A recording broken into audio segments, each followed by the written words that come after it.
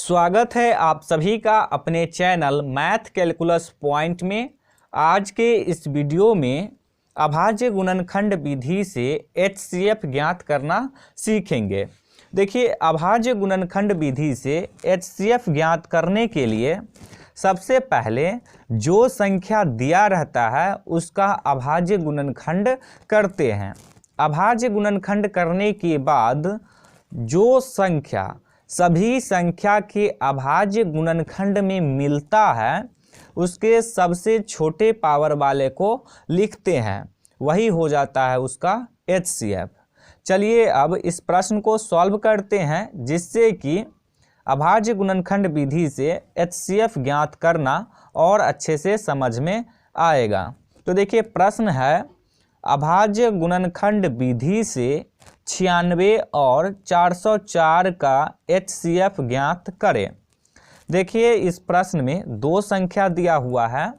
पहली संख्या है 96 और दूसरी संख्या है 404। तो दोनों संख्या का सबसे पहले अभाज्य गुणनखंड करेंगे। तो चलिए सबसे पहले 96 का करेंगे, तो लिखेंगे 96। देखिए, अभाज्य गुणनखंड करने के लिए एलसीएम देते हैं, तो 96 का भी एलसीएम देंगे। तो चलिए यहाँ पे 96 का एलसीएम देंगे, तो ये लगेगा 2 से 2 चौके 8, 2 अट्ठे 16। अब फिर लगेगा ये 2 से 2 दूनी 4, 4 दूनी 8, फिर लगेगा 2 से 2 एकम 2, 2 दूनी 4। अब लगेगा फिर 2 से 2 छक्के 12, फिर 2 से 2 तिया 6।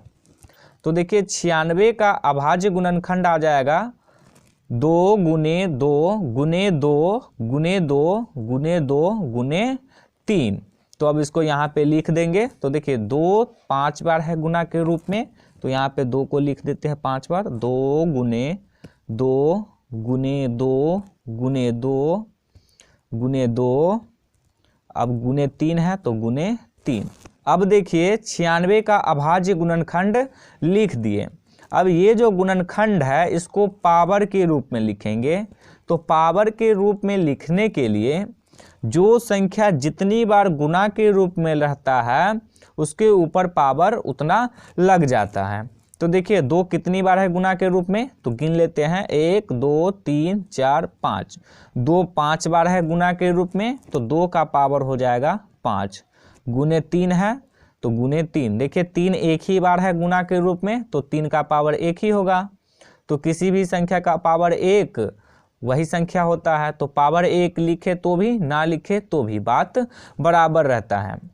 अब देखिए दूसरी संख्या का भी अभाज्य गुणनखंड करेंगे। तो दूसरी संख्या 404, तो लिखेंगे 404।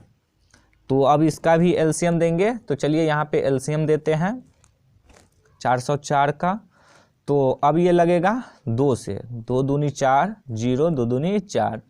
फिर लगेगा ये 2 से 2 एकम 2, 0 2 एकम 2। अब देखिए इसमें 101 में अब किसी भी संख्या से नहीं लगेगा। तो 404 का अभाज्य गुणनखंड आ गया 2 गुने 2 गुने 101। तो अब इसको यहाँ पे लिख देंगे 2 गुने 2 गुने 101। अब इसको भी पावर के रूप में लिखेंगे। तो देखिए 2 बार है गुना के रूप में, तो 2 का पावर हो जाएगा 2। गुने 101 है तो गुने 101। तो 101 एक ही बार है, तो 101 का पावर 1 ही होगा, तो पावर 1 नहीं देते हैं। अब देखिए 96 और 404 का अभाज्य गुणनखंड कर लिए। अब देखेंगे कि कौन सी संख्या है जो दोनों संख्या की अभाज्य गुणनखंड में है। तो यहाँ देखिए 2 जो है ये 96 के अभाज्य गुणनखंड में है और 404 के भी अभाज्य गुणनखंड में है। तो ये दोनों संख्या की अभाज्य गुणनखंड में है, तो इसके सबसे छोटे पावर वाले को लिखेंगे। तो यहाँ देखिए 96 के अभाज्य गुणनखंड में 2 का पावर 5 है और 404 के अभाज्य गुणनखंड में 2 का पावर 2 है। तो किसका पावर कम है, तो 2 के पावर 2 का। तो अब इस 2 पावर वाले को लिख देंगे। तो लिखेंगे 2 का पावर 2 गुने। अब देखिए 3 96 के अभाज्य गुणनखंड में है लेकिन 404 के अभाज्य गुणनखंड में नहीं है, तो अब इस 3 को नहीं लिखेंगे।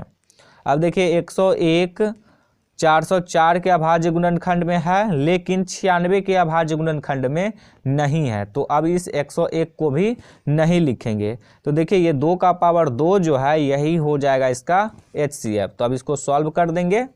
तो देखिए 2 का पावर 2 यानी कि 2 2 बार है गुना के रूप में, तो लिख देंगे 2 गुने 2, 2 को 2 से गुना करेंगे तो आ जाएगा 4। तो 96 और 404 का HCF आ गया 4। तो यही हो जाएगा इसका आंसर। देखिए आप लोग इसी तरह से किसी भी संख्या का अभाज्य गुणनखंड विधि से HCF निकाल सकते हैं।